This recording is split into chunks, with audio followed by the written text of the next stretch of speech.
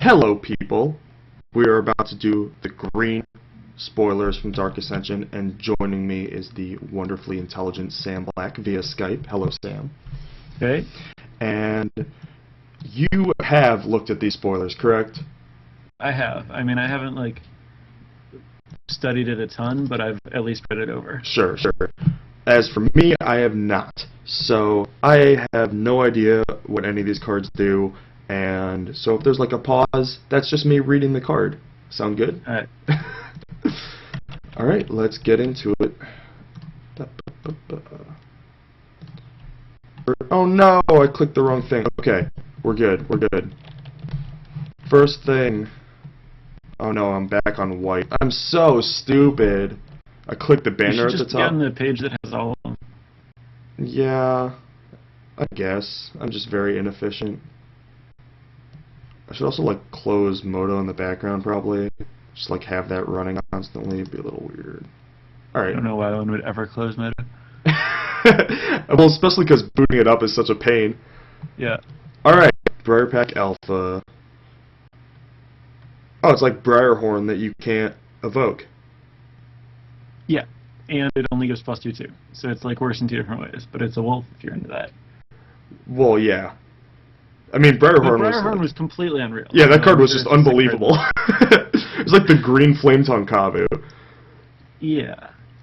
I think this card's awesome.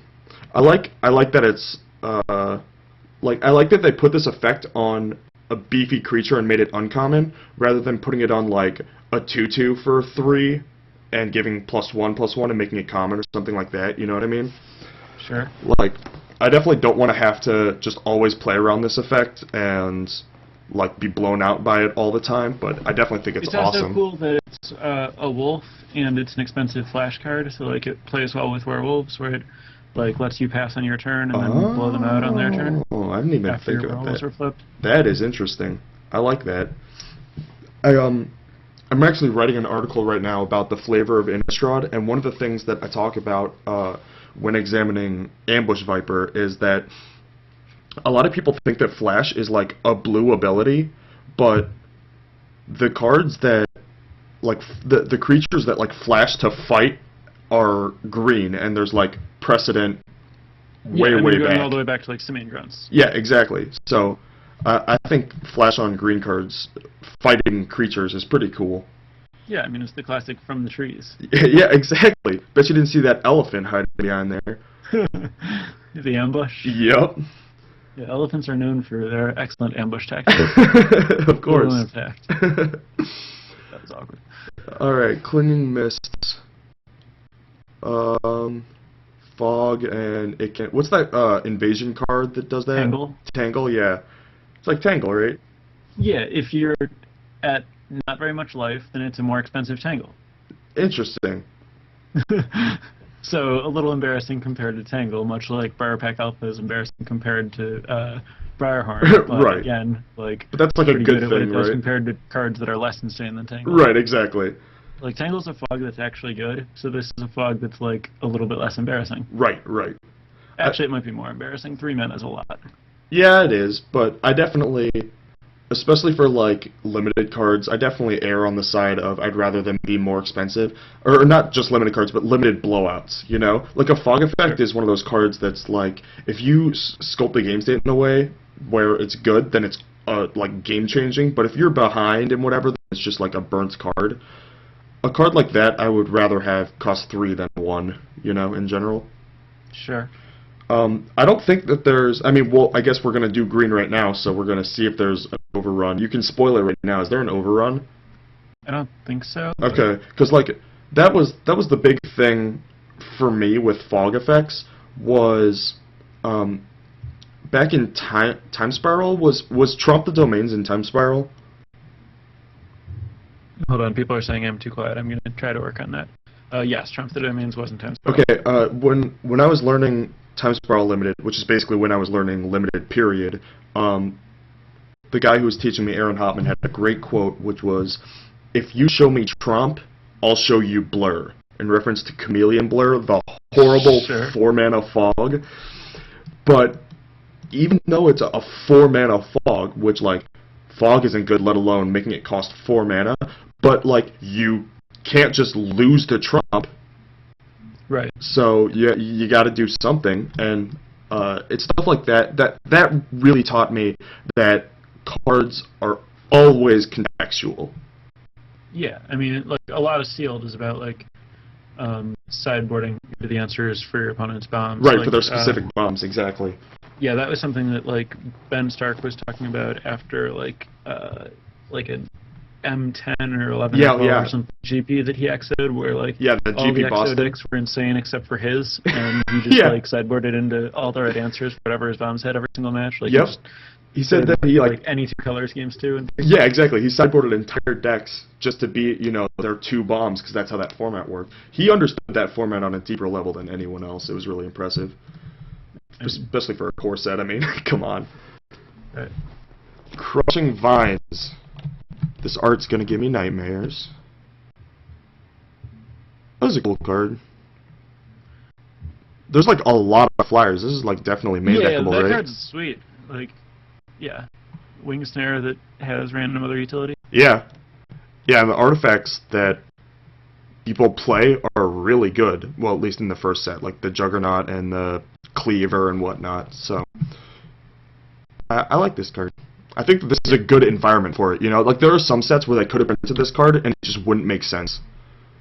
Sure. But like in a world of vampires and whatnot, I think it's cool.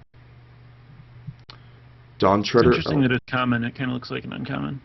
Ooh, it is common. Yeah. But I mean, it's not that weird. Like Naturalize is common, and Pistis like, Strike or whatever was that? Yeah, exactly. Yeah. And like that 3 damage to a flyer 1 mana thing from Rise. Right. It does, I mean, I just assumed it was uncommon, but it makes sense it's common. I don't mind it that much. Dawn Treader, Elk, Sakura Tribe Elder, not... It's like a Tribe Elder that's better in Limited and worse in Constructed. That is very good way to put it. Too bad damage doesn't stack, because 2 power with damage there's no stacking... way this card would be printable if damage stacked. Well, yeah, but how awesome would that be to have 2 power stacking damage? I want that. I want that for my life. Yeah, for your green 3 mana 2 for 1. Exactly. Yeah. That's what I want Magic to be. So you're like the opposite of Ben Stark. Well, I want my cards to be really good, but in really like stupid ways. Oh, like I get a land as my added value. I get a land later as my added value on this guy. Exactly. Just like the stupidest small edges of like value. Sure. But this card's sweet. I don't mind it. It's kind of weird that it's an elk. Just because there aren't a lot of this. Yeah. The picture is like shockingly reminiscent of Great Sable Stag. Now that you mention it, like whoa. It's all the same colors and like, Yeah. Maybe we'll build a tribal elk deck someday. Yeah, or I'll just like. Subtly like have like terrors every time I see the card because I'll like think I'm getting stagged. That'd be pretty good. Alright, Deranged Outcast.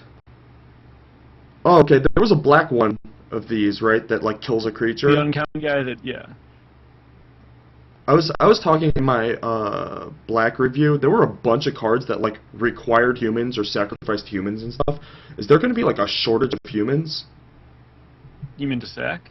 Yeah. Like there aren't that many non-white humans in there aren't the first a small set. number. No, but I feel like there were even less in this set and way more effects that required humans. I mean, I agree that like human as a type continues to be like a significant advantage, but like I don't think that you were like that short on humans. I mean, like you have like deranged assistants and Stelhoff cultists, and like they're just like random humans all over, like sure. cultists, and like the high priest and the like lesser priest, the disciple of Grizzlebrand and stuff. Right. Like, Yeah, that makes I sense. think it's pretty to like find some random humans. Anyway, I think this guy's completely unreal. Yeah, he is awesome. He said. He is very awesome. My thing was just that like if there are a bunch of these types of effects that want humans, then people are going to be drafting their filler cards that have human on them way higher. Which then, like, it just has a cool dynamic in limited. It's not necessarily a good or bad thing. It's Sure. just something to I think agree about. that this guy sacking Elder Cathar is completely insane. Yeah, yeah. How awesome is that gonna be? I like this guy. Yeah. Definitely glad he's rare. Yeah, he would get annoying. Like, he's a really fun rare, but he would definitely get annoying if they just always had him. Yeah, exactly. Favor of the Woods. Not a real card. All right. Fair enough. Feed the pack. Be further from being a real card. Don't know why it costs 3 instead of, like, 0. Like, I mean, this set, like the first set, I think, is going to have, like, shockingly few unplayables, and this is, like, top of the list. Right, right. Which I don't mind. I like the minus nulls, you know? I like mindless nulls also because it's, like, subtly playable in some Right, decks when you're right. desperate. Like, Again, context is everything, and people are pretty yeah, bad I about mean, analyzing I that. wish that Favor of the Woods was a mindless null, but I don't think that it's... Yeah, no, anywhere it's near not. that good. Yeah, I agree. Feed the pack. You choose the second dude every turn, and you get a bunch of 2/2s. It's kind of cool. It's a cool. I don't know if you can just like play it straight up. I'm guessing this is not going to be an early pick. Yeah, exactly. I agree, but I think that it's going to be definitely playable, and it definitely like a cool card to get out of stupid stalemates. Yeah. I want, like, where do you see this thing getting picked? Like, in the Fortress draft? crabs. Where do I see it getting picked? I don't know, because 6 mana is actually a decent amount in this set, Yeah, it's, like, a lot. and that... It does happen the turn you play it. Oh, that is a good And point. rather than, like, your upkeep or something. Right, right. I don't know, I could see it going relatively high, but I'm not, like, first picking it over a removal spell, you know? Right, but I mean... I'd say, like, 3 to 5, maybe. That's my you can definitely estimate. draft for it to be, like, really good. Like, you know... Yeah, just... Any kind of, like, blue-green control deck where you just play a bunch of, like, you know... Yeah, high big toughness blockers. to mana cost ratios. Yeah. Yeah, it's definitely going to have its applications, but I don't think it's a bomb or anything. It's a cool card, I like it.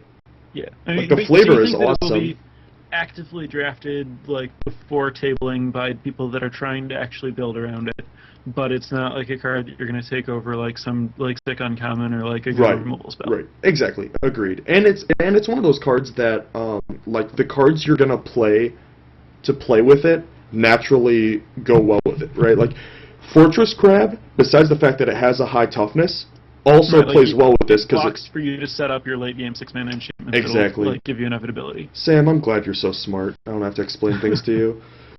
Ghoul-tree.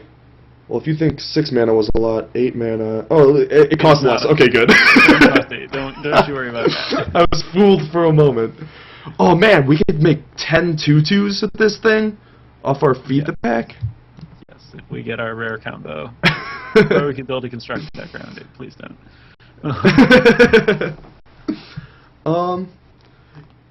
Yeah, and this is like a cool finisher for spider spawning decks, I guess. Yeah, so I mean, like, let's say you're not a spider spawning deck. Let's just say you're, like, playing real Magic. I think you can count on, like, getting, like, 3 creatures in the graveyard by the time you would normally be looking to play this 10/10. And at that point, it's going to cost you 5? That's, like, pretty sick. Yeah, right? so it's like I don't know if you'll be able to get three dudes dead by turn 5, but you definitely will by turn 6 or 7. I mean, like, by the time that you would be able to cast a 10/10 that has a realistic casting cost, like, this will have a realistic casting cost, you know? Like, Right, you right. would expect to be happy to pay, like, 7 or 8 mana for a 10/10 unlimited. Right. And so, like, you're going to be able to cast this probably before you have, like, 7 or 8 lands in play. Right. Plus, like, if you're flooded, like, almost every card you draw contributes to being able to play it. Like, if you're flooded, you don't have the creatures in your graveyard, but you have more lands. And, like, if you don't have lands, you have, like, creatures that you can trade, and then you can play it. I love cards like that.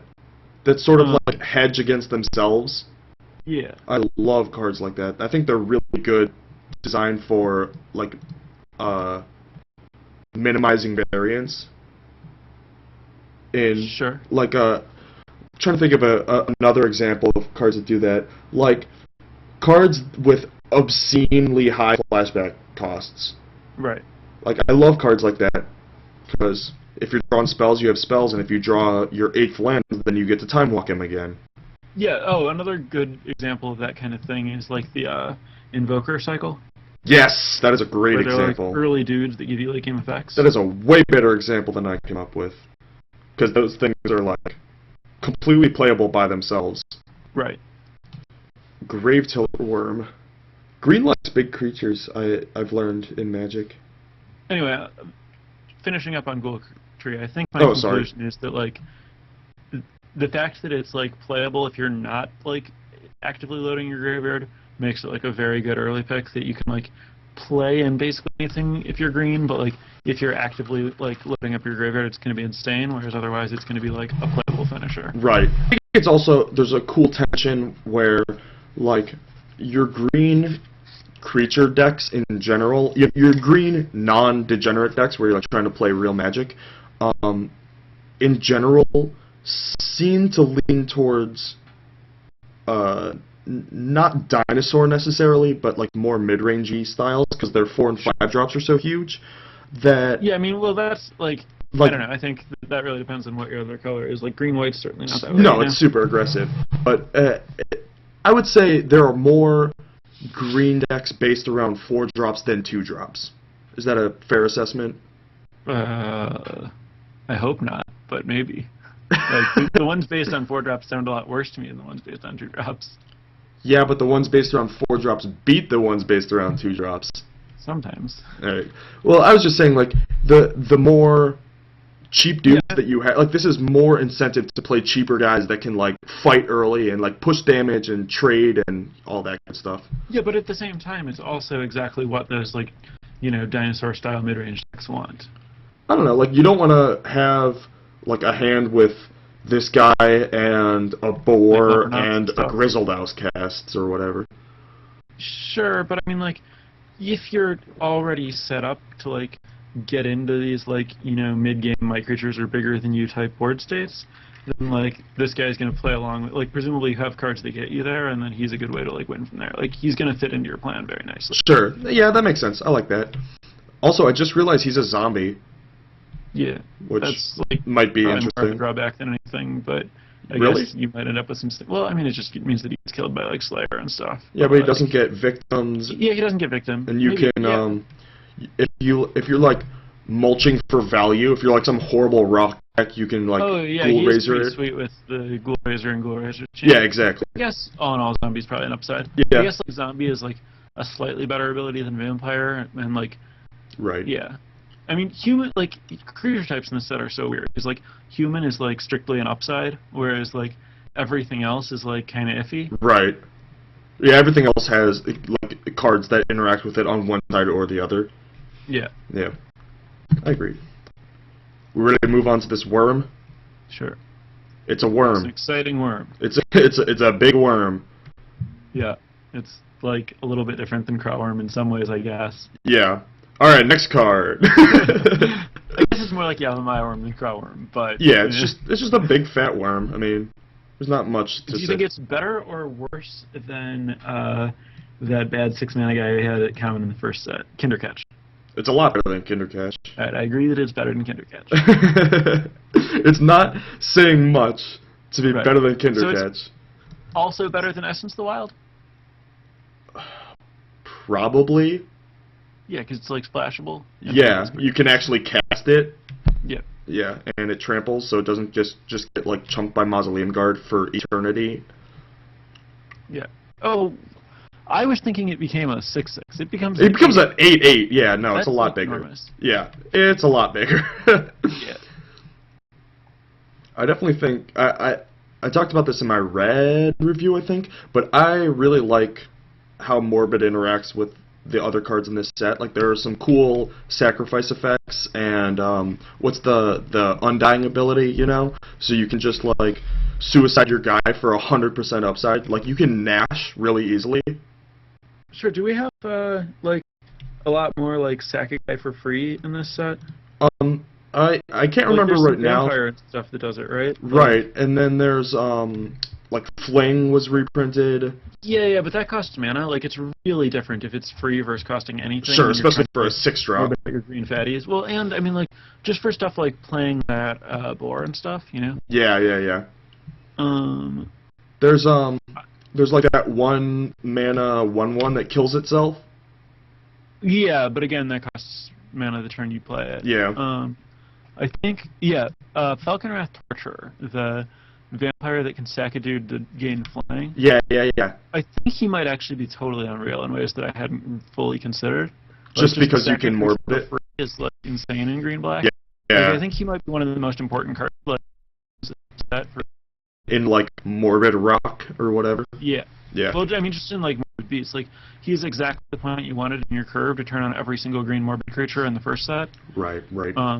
And like we're gonna get to like some sweet like undying guys in green that he can sack to like turn on your other stuff. Yep. And grow it. I like it. Yeah, I think that guy is actually like a very high pick, despite being like a 3-mana 2/1 with what would be a bad ability in another set. Right. Yeah, that's a good point. I mean, right now I'm using like fen snakes to turn on my banshees, so like I'm all about morbid. Yeah, and I mean like it's really nice to get to use. I mean like obviously you're using Markov Petitions to turn on your boars ideally. Right. But like this is like even better than Markov Petition at that, and like Markov Petition is good in like basically everything, whereas like this guy is pretty bad if you're not specifically the morbid deck. Sure, so you could probably get it a lot later. Yeah. I mean, I guess like he's also good in Black White Humans because he lets you like sack your Elder Cathars for free at instant speed and stuff. He's a vampire though, right? Yeah. Okay, just want to make sure. Yeah, he's not giving you human synergies or anything. Yeah. But like, you know, blue-black has like no interest in him, like for the most part. Sure. So you're definitely going to be able to get him a lot later. Yeah. So I don't know. I'm really happy about that card existing because green-black really needed something like that to exist in the format. Definitely a cool enabler. I didn't even touch on that in my black review. I think we're ready to move on from this freaking worm. Yeah. I mean, we kind of have. We can continue with the spoilers. Yeah, we went back in time and started talking about black cards. Grim Flower. This art is freaking awesome. That is a fair claim. I will give it to you. All right. You accept. Yeah. Dude, there's a lot of big spells. Yeah, this is an awkward build around in that like once you've like turned it on, it just kills you. Yeah. What's that? It's like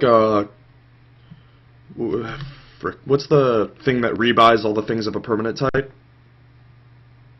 Oh yeah.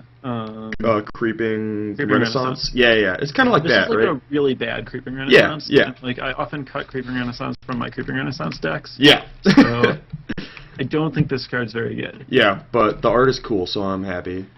Sure. And I mean like maybe like something more along the lines of like a blue-black deck will splash this rather than like the actual green-blue self-mill deck. Interesting. Like armored scab deck, then splashing like this in spider spawning or whatever. Sure, I mean maybe spider spawning, but like I'm saying, like when you're less dedicated than spider, I don't know. The card it's very narrow in application. I'm just trying to think about a deck that possibly want it. Right. I'm thinking about like a deck that has like more removal than a spider spawning deck usually does. It's definitely like a thin window. Yeah. Like, for some reason, I'm thinking about it in more of a control deck rather than, like, a combo deck, the way that, like, Spider Spawning is. Right. Like, less of an engine deck and more of just, like, a late-game value deck. I could see that. I don't think you're super dumb right now. I don't know, like, the one thing that makes me hesitant to agree with you is just the basic lack of removal. Like, removal's relatively scarce in this set. Yeah, I'm not saying there are a lot of decks that are going to want to do that. Right, Like, I don't like it in the Spider Spawning decks. I'm trying to think of where it might actually see. Sure. But we can't agree it's generally probably not going to be very good. Yeah, like, I mean, you know how Spider Spawning was going late at the beginning of the set a lot? Mm-hmm. This is probably going to go, like, much later and, like, always. Right. Yeah, like, I don't see this card seeing a lot of play. Like, the archetypes that want it don't actually want it very much, and they're, like, few and far Yeah, between. Yeah, it's just a really awkward card. Yeah, I agree. Hallowhenge Beast. Vanilla, big, fat dude. Speaking of better than Kindercatch. This thing's a lot better than Kindercatch. Yeah, I mean, you think that it's better than what the guy with The 4/5 the gains 5 life with morbid. No, I was gonna say the one with like the Asian lady with the beard. What? Grizzled Outcast. Oh. Dude, have you ever seen that art? My guess is that it's worse than Grizzled Outcasts. Like, I think I'm willing to like For be creature one type smaller to be reasons? able to be two bigger and get like werewolf and Okay. human in on my creature types. Okay. Yeah, I mean human is, as we were saying, is good, but Yeah, and also 1 green instead of 2. yeah, which is actually surprisingly relevant. Yeah, so like I think it's like a bad version of a bad card, while still being way better than Kindercatch. Well, yeah. Sorry about all these beats, Kindercatch. poor Kindercatch. Hold Yeah, on. I mean, like it's gonna be, like the place where this card is going to be playable is the green decks that are green-blue and therefore just want another dude and don't care very much what it is because it's going to go in the graveyard more often than it's going to go out of your hand. Sure. All right, now look at my stream right now and tell me that this is not an Asian lady with a beard. Right? In the background, you mean, right? Not the one in front? Yeah, the one in the background on stage right. Alright, you got me. Yeah, good beats. All right, Hunger the Howl back.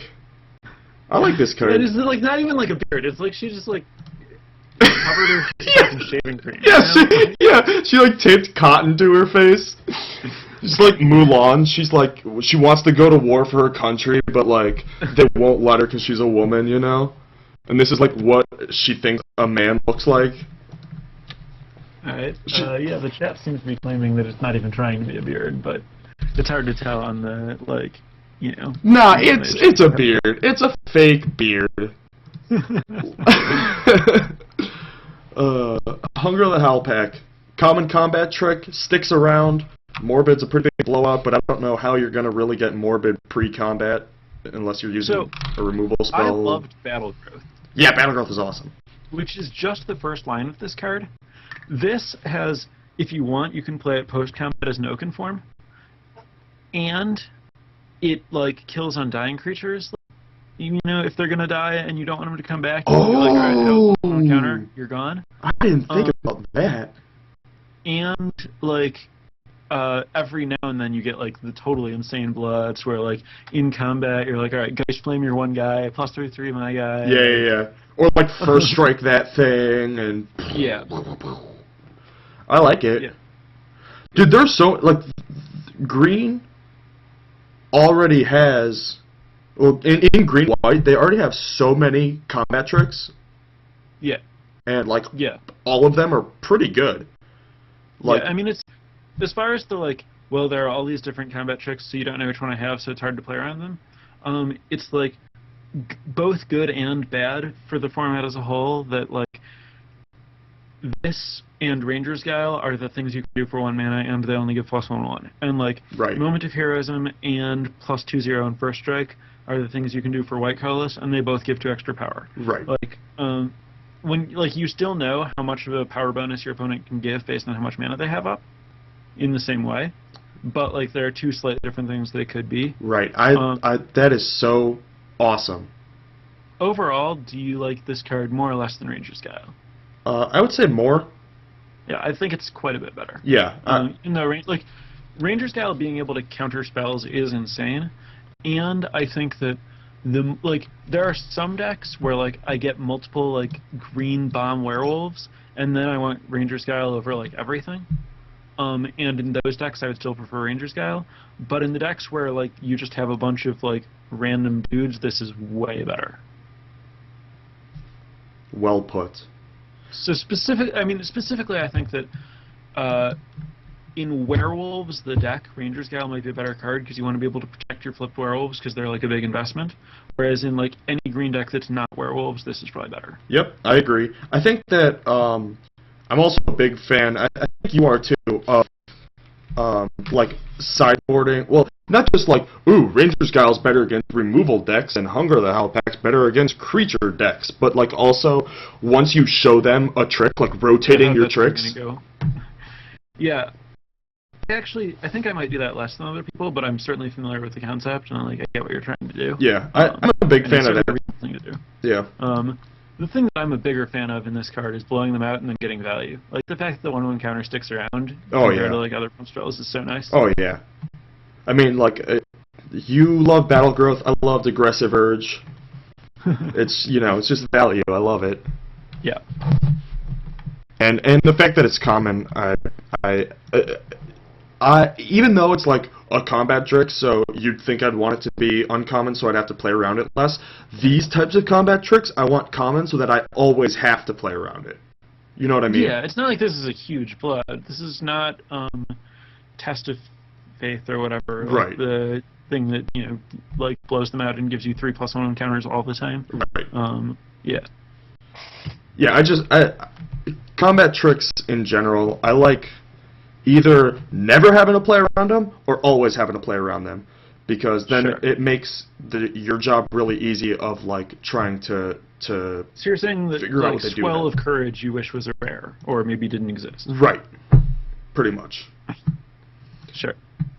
Although, like, I am, to toot my own horn, I am like fairly good at figuring out what tricks they have, just like based on, you know, the information they give you, and and I've had a decent amount of trouble. I mean, I've kind of figured it out now, but at the beginning of this format, like if they pass with like white, green up, they could have like 10 cards that all do very different things. Sure, yeah, I mean like Rebuke and Bellringer and Spidery Grasp and et cetera. Yeah. So I in this set in particular, or this format in particular, it's been a lot of fun trying to like figure out what they could have from the draft portion, like what did I pass in what direction, and, you know, putting them on specific tricks. Yeah, there was one game where I got like totally blown out when my opponent passed with like some mana up, and I had like a mare and attacked with it because I had Ranger's Guile, and I was like, well, he can't blow me out with like Rebuke or like Bellringer or like another like list of cards, and then he's like Ambush Viper, and I'm like, forgot about that one. Yup. I definitely had my fair share of those in the beginning of the format. We're ready to move on to increased savagery. Whoa. Yeah. It's a pretty big effect. Yeah. Hope they don't have a Delver. Or, I mean, a Stalker to target. Oh, God. I'm going to have nightmares about that now. Dude, on my stream, I've lost to Invisible Stalker like twice as many times as I've lost to anything else. Yeah. And, like, the people are so upset every time. They're like, we came here to watch Magic and we get this? I'm sorry, guys. Yeah, that card. At least there's one pack less of it. Yeah, no kidding. This Savagery, like, 5 is huge in this format. I mean, 5 is huge in this format, let's be honest. Well, very true, but this card's just awesome. So how about 10? How many is 10? I'm surprised that this is 7 and not 8. But I don't even know where I'm gonna find 10 counters.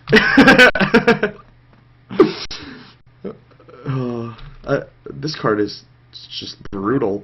Well, it's savage. Yeah, savage, definitely. Yeah. Yeah, I think this one's probably a pretty high pick. If you just think of it as a format of 5/5 haster with, you know, flashback. Yeah, for sure. I don't know, like, what deck wouldn't want this effect very, very high. Yeah. All right. Enough of that. Let's move on. Yeah. I can't tell you how happy I am this next card exists. This format needed a spider so much. Oh, yeah, it really did. And I think that a 3-butt is, like, perfect, because it shuts down, like, most of the flyers in the format? But not all, exactly. Like, you can still you can still trade like your Battle Geists away or whatever, but, you know, it does stop, like, all of the common flyers. Except Moonheron. True. I think 3 is a beautiful number, and I think that this is an awesome card. I mean, we are both big fans of giant spiders, or azure drakes if they'll let us have them. But and As for Somberwald Spider, sorry, this format needed a playable spider that could actually come down and save yeah, beats. yeah. But by 5 mana, you're probably in trouble. I don't know. And the fact that it death touches is cool because like it always has value, and they can't just like get like you're still. Even if they have their 3/3 flyer or whatever, you're still trading with it. Like, you're not eating it, but you're still trading with it, which is fine. Yeah, I mean, like, honestly, like, I would just be happy to see literal giant spider in this set. Yeah. They gave it death touch instead of a toughness, whatever, don't really care. Just wanted a spider. Yeah. Like, Yeah, I actually think that death touch over a toughness is, like, perfect. Like, I agree with their decision to do that. sure. And I also agree that this set definitely needed an awesome spider. Yeah. Now we have So moving on? yeah, now we have an old lady. Yeah.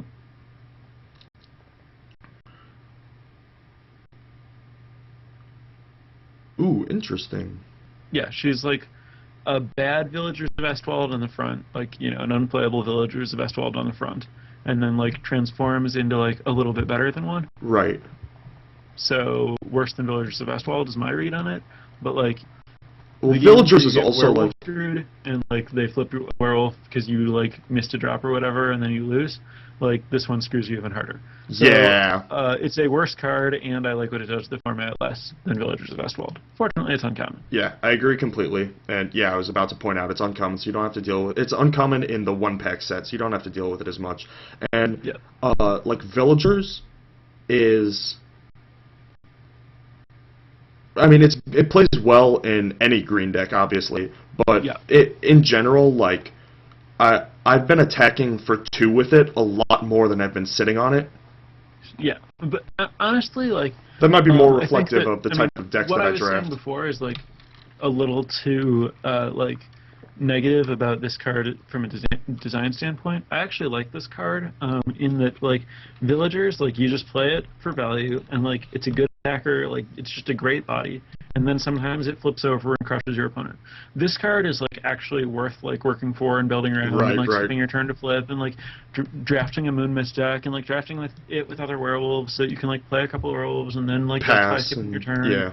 and, like, It's a lot this more is, like, elegant a of a werewolf's design. werewolf, you know? Yeah. Like, It's a much more elegant design, rather than... I think it's less elegant. Like, I mean, Villagers Sure, that is might have been a bad elegant. word. Like, you have a Yeah. 2/3 that doubles, like, I mean... Yeah. But, It's yeah, where it's... this like, is more not elegant, but this is more what I envisioned like werewolves being. Yeah, it's certainly, like, Where it's more just, like- flavorful. And, Yeah, like, yeah, exactly. That's what I was trying to say. Yeah, and it pushes itself a lot more. Yeah. Like, it's a much more narrow card. Sure. My little graphic died. Oh no. Oh well, whatever. Okay, moving on. Yeah. Oh, this flavor's sweet.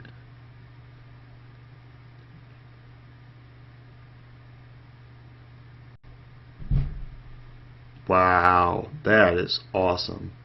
They are literally getting lost in the woods. Yeah. We're never gonna play it, but it's a pretty cool idea. Right. That is a cool design. Yeah. So moving on to playables. Yup. What was the threshold card that did this? The Predator Ooze. Oh, I don't know. There was one that like had this. It was just like it was green for a 1/1. Every upkeep you put a counter on it, and then threshold every upkeep. Instead, you put 2 counters on it. Yeah, like Chroma something or other. Yeah, that was like a super awesome casual card. Like, I remember when I first started, I was like, that card is awesome, and like I had it in my little like kitchen table deck. And then when I grew up and like started playing competitively and stuff, and would go to a store, and you know, kids would be like looking, I'd like give a bunch of kids all my old cards, you know, like kids that are new to the game, and they had the same reaction I did to that card. They're like, this thing's insane. And, Yeah, so this is like that, but it's actually insane. right. Yeah. This is like the modern era version of that card. Yeah, it's pretty hard to beat. Yeah, it seems quite strong. Oh, it's really cool that like you don't get to just sit on it while it grows though. Like you No, have you to have to keep bashing. Yeah, Yeah, you so, don't like, get to block with it. If, yeah, I mean they can just race it. Like Right. it like gets insane late, but it doesn't like get you to a late game. Right. Like that's kind of cool. Yep.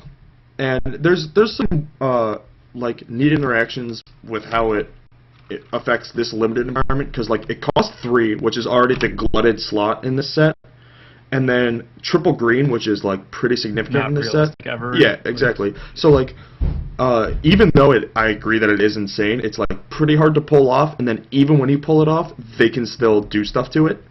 Yeah. So I like, mean, like take a few hits, silent departure it, like nice right, card. right, exactly. So I like this design a lot, and I mean I think it's good, but I don't know how like realistic it is to pull off. So how early do you take it in draft? Or Well, do you take it early and draft around it, or I don't. ship it along and let someone else try to support triple green? Yeah, I think I do that. I'm like a pretty conservative drafter, so I like to take like removal spells that only have 1 colored mana cost. You know what I mean? Okay. Like Sure. that's more my style than like taking. Yeah, you're not the guy who takes the. I mean, the thing's the same as this. Same casting cost, recent card, uncommon, 4/5. Oh, Leatherback Bailoff. Yeah, that's not me. Yeah. So. I definitely think that this card is good for people that are like that, though. Yeah, I mean, I think that like the card that you compared it to at first.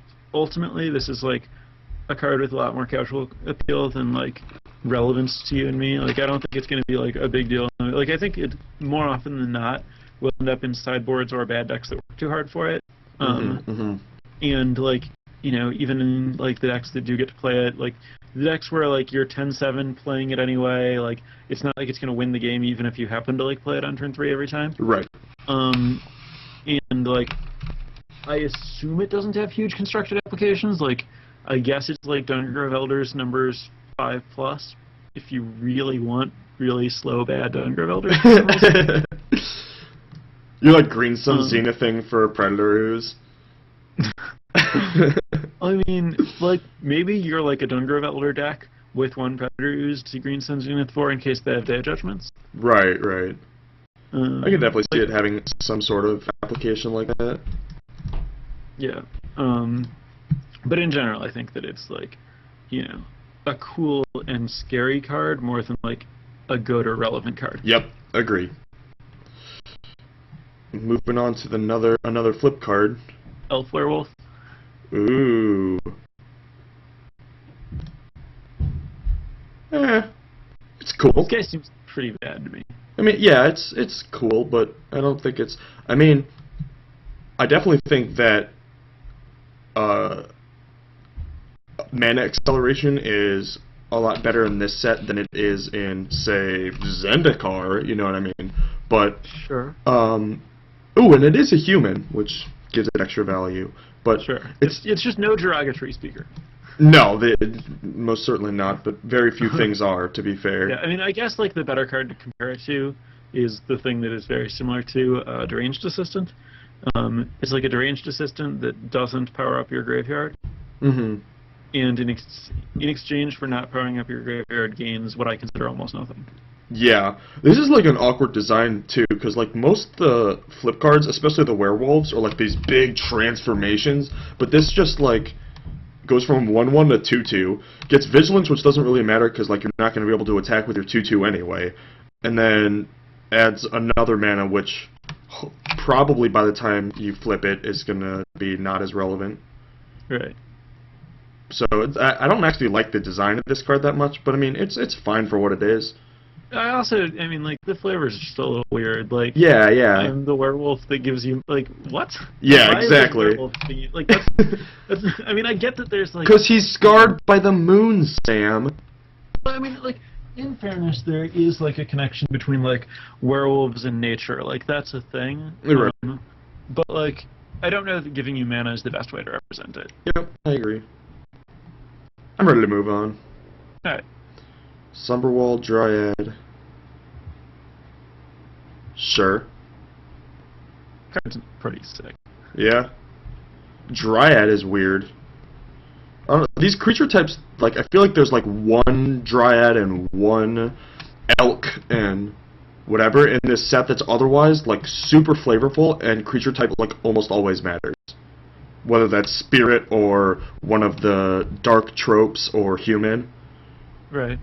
So like these stick out like Yeah, and a I mean, little the more set than had some normally. random stuff too. Like there's the occasional like elemental or whatever. Right, right. There might be a little bit more of it here. Yeah, and just like in between the last set and this, it sticks out more to me that this like creature type doesn't really fit Sure. in my view of Innistrad. Sure. But this card's pretty sweet. I mean, I'm all for a grizzly bear and one that is unblockable. This is really huge upside when it's there. Yeah, one that's unblockable a decent percentage of the time. It's pretty cool. I like how she's also like sort of seen like emo Dryad. Maybe that's why she's so emo, is because she's the only Dryad left. Yeah. I never thought about that. I mean, I hadn't yet. Yeah. But, yeah. I'm so inconsiderate. Alright, it's a cool limited card, whatever. Strangleroot Geist. This is one of the very few cards that I actually did see a preview of. Right. It's sweet. Yes. Like, I definitely think that... Total beating. Yeah, I love, like, flavorful haste in green. I think that it's, like, green in let's talk general design for a second. I feel like green is pretty hard to design for in that it's so hard to identify it clearly from the other colors. Like, most of the things that green does, besides, like, make mana, is, like, it's the second best at it. Sure. Well, yeah, or it's, like, the best creatures, but, like, yeah, that doesn't actually mean anything, because it's not like green gets the best creatures, because, like, creatures are the important thing, and, like... Right. Yeah. Yeah, it's like the best at overcosted bad creatures, which is like not very good from a design, or not very good from like a gameplay perspective. But also, it's like it's hard to make like that vanilla 5/5 beast or whatever. That's not like a card dripping with flavor like some of the black cards are, you know. Sure. So I feel like it's really hard to give. Like you said, you like flavorful haste. Talk to me about the flavor you're seeing on this card. Well, I'm trying to read the flavor text. Let's see if it tells me. I'm sure I meant something.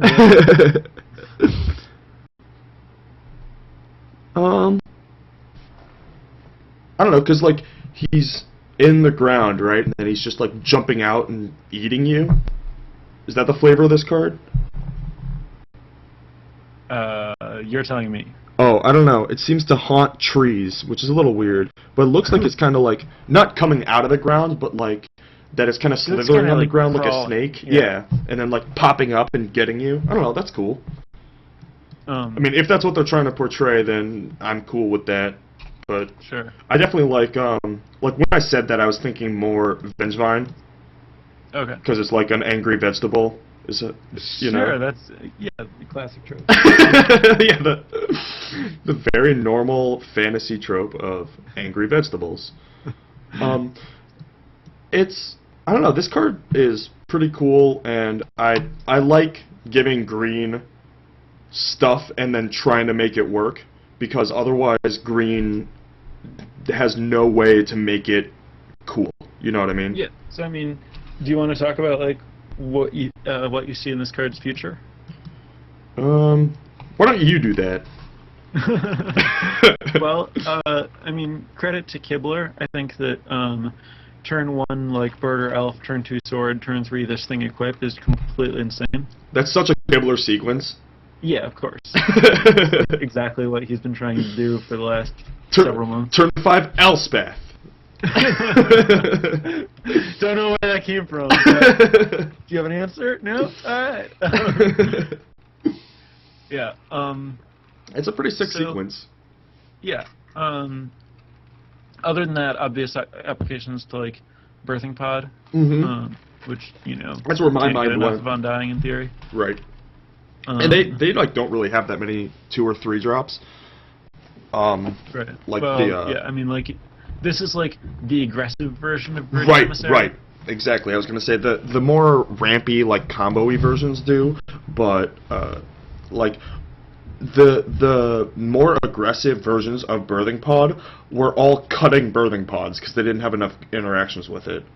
Sure. Which like. And now you think that maybe it's possible to just like build an aggressive Birthing Pod deck. Yeah, that is, I mean I think it's more possible at least. Yeah, I mean like maybe you're like finding the like 3/3 haste that does a damage whenever you attack with anything. Right, right.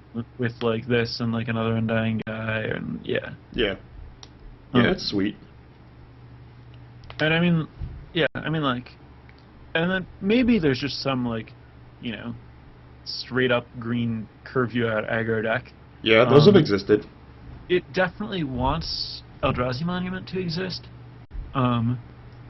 Maybe there's something there in Modern with like a bunch of like Undying dudes in Eldrazi Monument. Sort of like the block deck. Yeah. Ported, I could see that. Yeah, I mean like, Undying Monument's pretty sick, right? Yeah. Especially when we get to the like 1-mana 1/1 with Undying that we'll get to later. Yeah. Well, this thing also another thing that it makes me think of is like a Kitchen Finks. Like you can play it as a defensive card against, in standard, say the Humans deck or the Illusions deck or whatever. Sure. Yeah. I mean, especially like against decks that are like trying to attack you with guys that die to a 2/1. Right. So like you can actually play it in a sort of mid-range deck and then let your hand and your matchup like dictate whether it's a tempo drop or like you're gonna grind them out with better guys. I mean, that said, I think that like if you're not planning to attack with it in a lot of matchups, it's like a lot worse than Viridian Emissary. Like, yeah, that may be the I'd case. much rather Viridian Emissary every single time in like a Wolf Run deck, obviously. Right. It's just more of a hedge, like Sure. in a version in a type of deck that like Luis used to play before he started winning everything. Yeah, I mean it would be a perfect like Jund card. Yeah. Exactly. So the question is just whether there's like a Jund deck to put it in.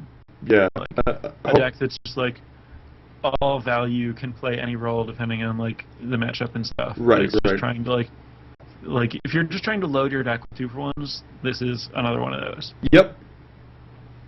That is a much better way of saying what I was trying to say about It definitely hedging. like, plays best in the dudes and removal. Yep. That's my decks. Yep, just like good cards and value.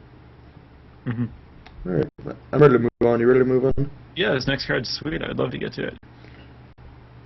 Ooh, that's cool. Why are the paw prints glowing? Maybe it was like a flaming werewolf or something. I don't know. Alright. Wait, it's Tracker's Instincts. I think that you're seeing this from the eyes of like an animal that's really good at tracking. Sure. So like you can like see that like They're heat standing waves out to me. left by the prince or whatever. Yeah, it's or like- something like. It's like in Psych when like he sees a clue and it like glows. Sure. Yeah. This show is Yeah. awesome. Yeah. So yeah, that's definitely what we're seeing here, which makes that art pretty cool. Like This is like super mulch. it's actually more like super Forbidden Alchemy. Yeah, it is. Like it's really cheap Forbidden Alchemy for people who are willing to commit to finding creatures. And in the better color combination for the aggressive combo version. Yeah, the card's awesome. Yeah, that card is very cool. I like it a lot. So like, I'm not sure what percent of the time you're willing to like whiff with it, and like how many creatures you need to have in your deck for it to be good. But I'm pretty sure that like if you're playing limited and you have like a creature count that you need to have in your green blue deck for it to be playable anyway, so like 14 plus. Right, I was gonna that say you're 14. Really gonna miss with it. Yeah. And I think it's just like awesome. Yeah. Um, I mean, like in those types of decks, like I know finding a creature is different than finding a land, but I definitely don't mind bricking on my mulches like 90% of the time. right. The thing is, like with mulch, when you brick on it, it means you didn't find any lands, which means you probably chucked a bunch of creatures in your graveyard, which is probably exactly what you're trying to do. Whereas like with this card, If you break it, means you hit like, 4 the lands. in the graveyard, Yeah. and like you didn't want your lands in the graveyard because they don't do anything, and the creature that you were trying to put in the graveyard to turn on your Boneyard Worm went to your hand.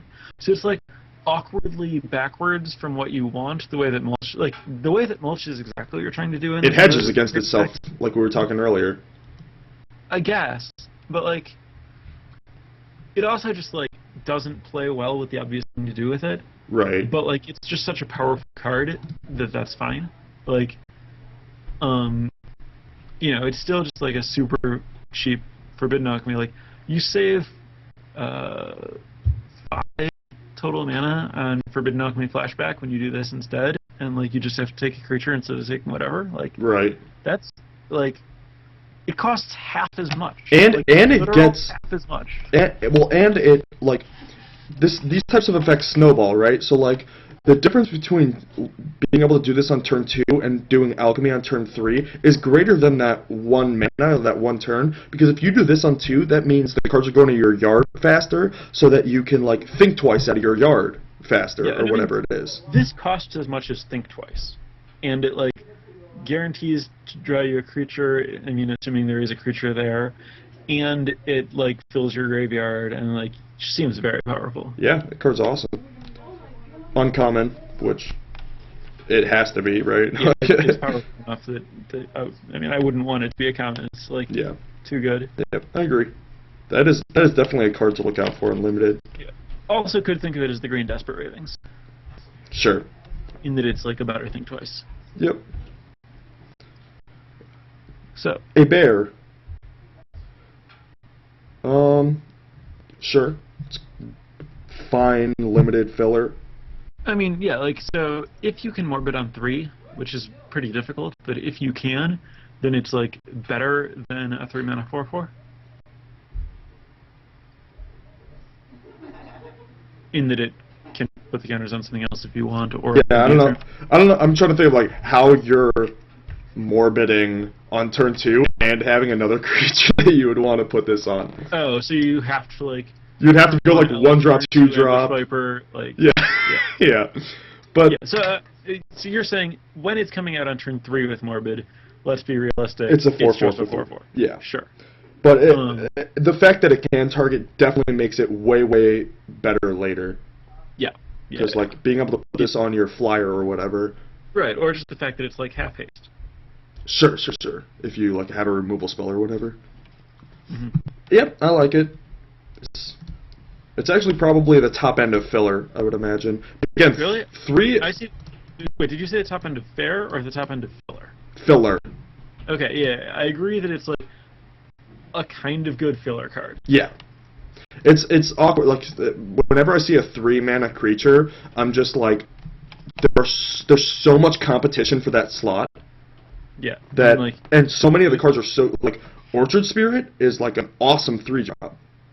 And it's like never want to play. And yeah, and it's like never the top 3 3-drops that I have. You know what I mean? Right. Yeah, and I mean like I'm never gonna think about like my reaction to putting this in my deck is nothing near my reaction to putting villagers in my deck. You know? Right, exactly. There's just so much competition for this slot that I'm always really pensive about saying that any 3-drop is like gonna be good. Yeah, this guy's gonna. I mean. He's better than Mindless Nulls. Right. Even, like, in context. Like, relative to the other things that would be fighting, like, sometimes you had to play Mindless Nulls, and it sucked, but it was, like, okay. Sometimes you have to play this, and it sucks, but it's okay, but it doesn't suck anywhere near as much. Like, right, and this is... do some sweet things with him sometimes when you have to play him. And this is also a 3-drop that doesn't necessarily have to compete for the 3-drop slot. Like, I think you're going to cast this later than 3 anyway. So if you like consider this as like a 4 or 5 mana 4/4 with the potential upside to like pumping up a creature pre-combat or pumping up an evasive creature or whatever. Or just if you think of it as like a split card, Grey Ogre slash. Sure. Yeah. 5 mana 4/4 that like gives you 2 extra mana or whatever. Yeah, that's that. Viewing it like that makes me a lot more confident about playing it, because then it's not competing with Villagers and Orchard Spirit and all of my other colors 3-drops and so on. Sure. Alright. Alright. Village Survivors. I like No, the this is a guy that might actually be better than the Werewolf. I like the flavor. I don't know how survivors, how like a refugee camp is a 4/5. That's a powerful group of survivors. I mean, this guy's got like a ninja shawl on, so I mean maybe they're trained. This card's pretty good. I like it a lot better than the other 5-drops. Yeah, so I mean, what do you think about it compared to the Asian lady with the beard previously mentioned? I think it's better. Yeah. I think it's better than the vanilla 5/5. I think it's Right, like the fact that better it's than human, the gain 5 life most of the time. Yeah, it's human and it plays offense and defense, which is like 4/5. Like the 4/5. Yeah, the bigger you are, the better vigilance is. Yeah, exactly. And in this format, 4 and 5 are gigantic numbers. Sure. And like this thing fights with the werewolves when they're flipped, you know? Like this thing is big. And Yeah, it doesn't like take them down. It kind of like bounces off of it them. bounces off them or trades with them, but like it's Or it gets eaten by mystics or whatever, but yeah. But I mean, so does everything else. sure. Flipped Mystics is going to be hard to outclass. Vigilance and 4 and 5s and costing 5. This card is like ridiculously embarrassed by the mythic it's sitting next to. Oh wow. Like it's just funny when you look at these things side by side. We're like talking about how this thing is like pretty good and like, you know, it's upsides of being human and like the like elegance and how good vigilance is relatively, and then there's just this like giant monster. Let me show you what it's like to be a card with like some 4s and 5s, costing 5. Yeah, this is how you do it. Oh, this thing is good. Yeah. Yeah, I don't know what else to say. It's good. That's a good card. So it's very like the card in Magic that it's most similar to obviously is Kadama of the Beatdown Tree. Yeah. Um, And you can kill this with a removal spell, but it takes 2. yeah. And it plays offense and defense. Yeah. And you can't just trade with it because you And you have to can't do just it wrap again. it. Like it's much better against creatures than the Kadama was. Yeah. So, yeah. No. Yeah. Again, I don't know that it's actually going to see a ton of play in constructed, and like unlike Kadama, No. it can just get O-ringed or whatever. Yeah, I doubt it will, just because Yeah, of the I mean- era of Magic we're in. But Right. Like it looks like, if anything, it'll be like a one of a pod or whatever. sure. Which I mean, like it's kind of funny that you can like look at this card and pretty much snap say, yeah, that's barely playable. Yeah. And I mean, it is possible that like we're just saying like snap is barely playable because it doesn't fit into any existing decks. We're like being narrow-minded, of, like the format we're thinking of right now, where it's like, well, yeah, but this gets vapor snagged, and like that's not always going to be the way things are. And Right. like, If anything, we're heading in a Looks like- direction where this is going to be good.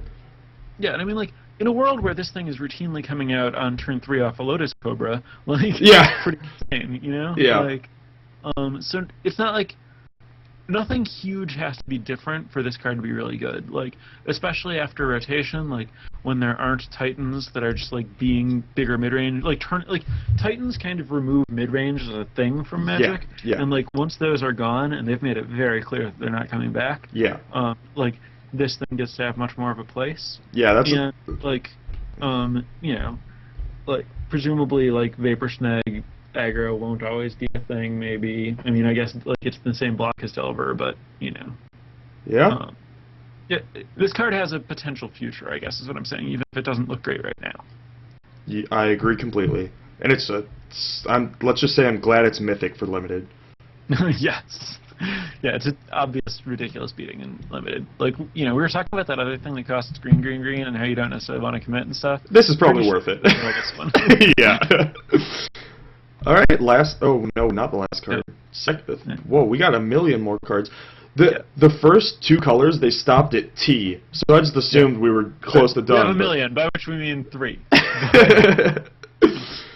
Wild Hunger Yet another instant speed combat trick. This one's insane though. Like This one's very good.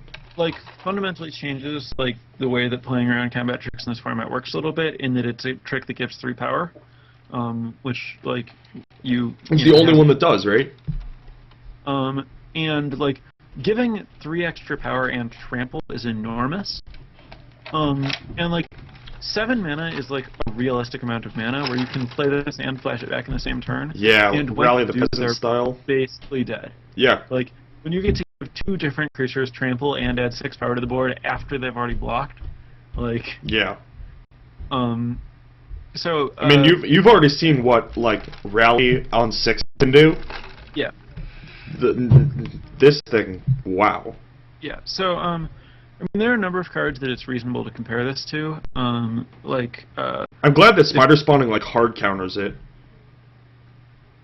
Or spider spawning. What's the spidery grasp? Oh, sure. Yeah. But like it's kind of like Colossal Might. Like it gives a little bit less size, costs a little bit more mana, but it has like the huge upside of flashback. Right. And I mean Colossal Might was a gigantic beating. Yeah. And then it's also surprisingly like wild size. If you think of flashback as being pretty comparable to draw card, which it is, +3, +1 is pretty comparable to +2, +2, and so like this is actually just like wild size in disguise in terms of like evaluating its power level. Yeah. And wild size, for those who are unfamiliar, is an awesome combat trick. Oh yeah. So yeah, this is like higher upper echelon combat tricks. You know, like I'm not happy about playing a Spider Grasp for the most part, but like I don't really see myself wanting to cut this thing from my deck if I can. Certainly never if I can actually like get red mana. Yeah, I agree. This card's a beating. How good do you think it is in like the green-white aggro decks compared to like Spider Grasp? I mean, again, I don't really like Grasp in those decks.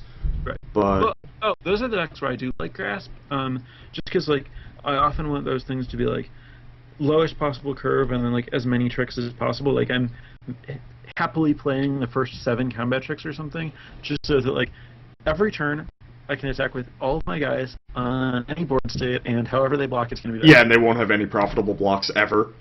Right. Yeah, I mean, that is one way to play it. I think that in that style of deck, this thing's insane. In that style of deck, this thing's better than Grasp is going to be most of the time. It's another. These types of cards make me really happy about, like, these cards that they're fine on their face, and then flashback. Like, if you can flash it back naturally, obviously it's insane. But if you can't, then, like, just picking up a Grotto, or, you know, if the flashback for the thing is white and you're green-blue, then picking up a Pilgrim or something. Something to give your deck the possibility of that extra added value is so good. Yeah. So that's another thing to consider when you're drafting a deck like this, is to just pick up a Grotto whenever you can. Yeah. But well, and I mean, you'll know if you have this or not by the time you see Grottos, yeah. Although, I guess with this, it's just, you know, how early do you want to pick up Evolving Wilds? Right, Wilds, and like, even, I've been drafting a lot on Moto, and I found that my account has, like, a bunch of duels in it. Sure. Because, like, just any pack that there's, like, some moderate filler card, like some Riot Devils or something that I don't want to play. A speculative duel that might let you flashback something later. Yeah, I'll take an off-color duel on the off chance that, you know, I end up changing colors and then being able to splash something off that, you know. You're taking the 2/6. I'm a big fan of those, like, small edges, or like those small possibilities. Getting a couple extra 6 every time you draft. Just adding value to any of your cards is awesome. Yeah, or your account. Exactly. You know, daddy's gotta eat. Yeah. All right. So moving on to Rootwalla Wolf. Is that what this is? Oh, yep. This is another one that's weird to me. Really? I like that it's a, you know, throwback to the werewolves that just straight up double. Yeah. Yeah, I like that, and like the flavor's cool of him being like in the cage and then busting out.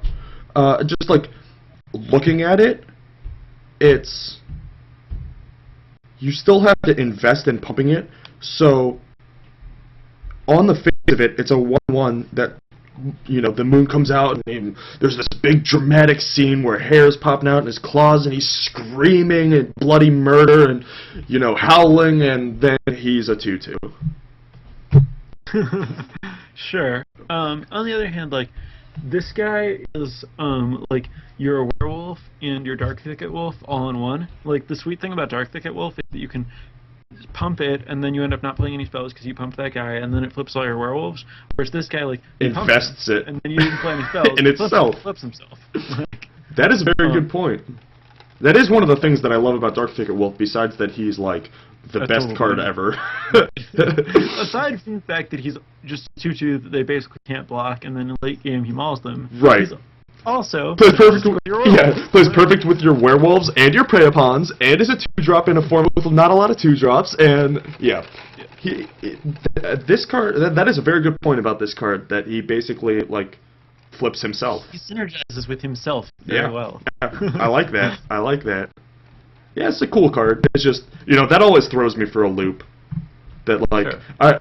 I think that, I talk about this in my article on the flavor of Innistrad too, but, like, I think a couple times they slipped up in making a transformation dramatic, making a transformation an actual transformation, rather than just, like, like, when I wake up in the morning, right, I'm, like, kind of tired and whatever, and, my hands don't really work, like, I can't, type as fast as I can, normally, and then, like, I'll take a shower and get dressed and eat breakfast and get some tea or something, maybe go for a run, and then I feel awesome, and I feel like I'm super, like, powerful, and I can type super fast, and I'm awake and really thinking. Much of a transformation. Yeah, it's not a transformation. It's just I'm the same dude.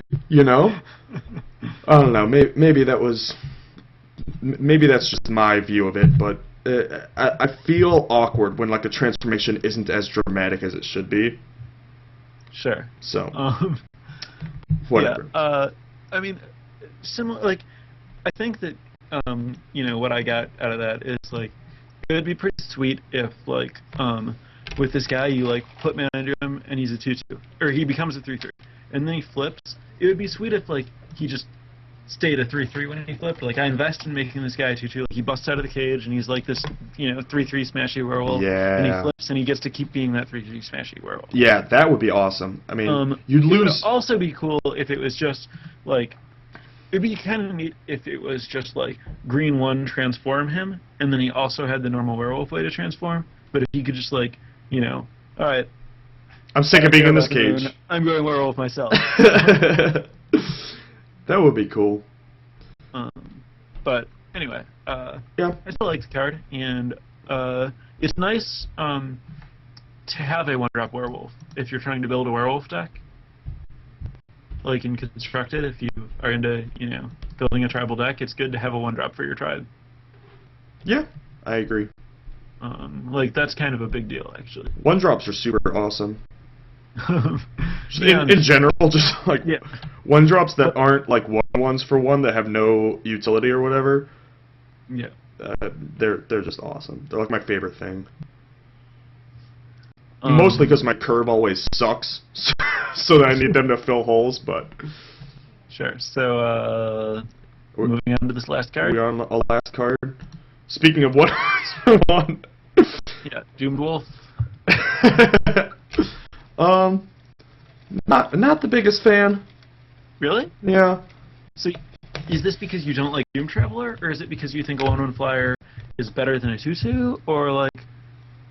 Is it just that you think human is the actual goddamn? Yeah, I think human is more important, and flying is more important in the decks that a 1-drop would be good in. Okay. I think this guy's a total beating. Really? Like, yeah. I mean, you don't want to like start with this guy in your treble prep deck, like. But yeah, I mean, any one drop there is Yeah, awesome. but I mean, like, this is a sick one drop. Like, you get a 2/2. Like, a 2/2 is a real body. Yeah, that's true.